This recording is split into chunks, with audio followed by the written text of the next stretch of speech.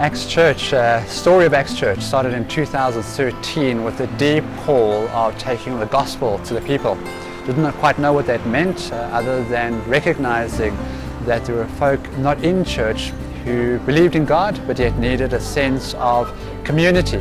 And so we planted Acts Church first in a restaurant, a franchise restaurant, where we met every Sunday, and we transformed the place. We had folk coming together, cleaning tables together, running cables together, and so we really made that space sacred in that moment.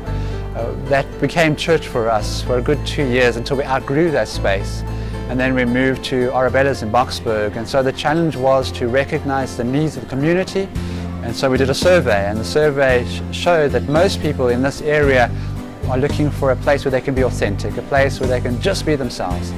And so fresh expressions of church, like Acts Church, became a place of welcome for them, became a place where they could be themselves, come as they are to worship God. One of the two entry points into Acts Church has been through funerals and weddings. Ora Bella is a wedding function venue, and so we partnered with the owner in a way of recognizing people who needed the use of a minister but yet weren't part of a church. And then funerals, we partnered with a church in the area, and we make use of their facility. And so I believe fresh expressions of church is a church for a changing culture and a changing world, for folk who are not in church, unchurched. But also in the same way, it's a place of partnering with existing churches, saying what can we do to build the kingdom of God.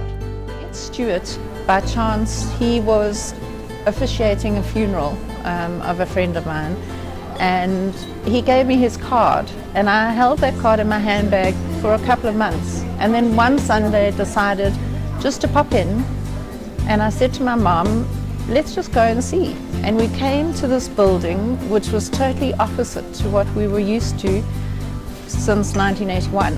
It had no organ, it had no stained glass windows, there was nothing fancy about it, and I was on high alert. I was trying to look for where the faults were.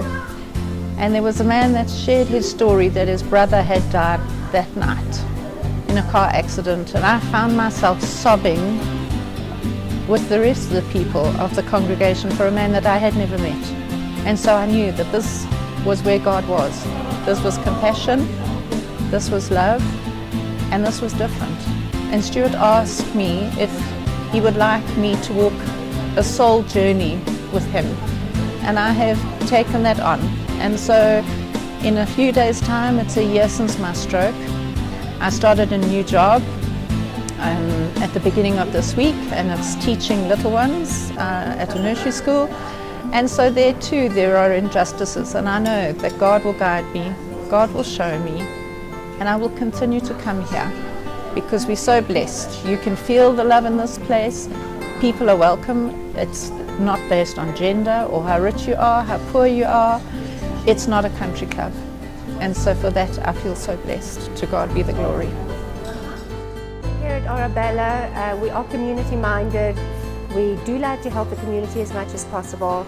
I think that there is a great deal of need in our community today, in the world in general, for guidance, spiritual guidance, and for support. And it is wonderful to have access here because I think it provides that, and I think they're doing a lot of good work. We like to have them in our function venue. Every Sunday morning, everybody comes in here. They're absolutely wonderful people.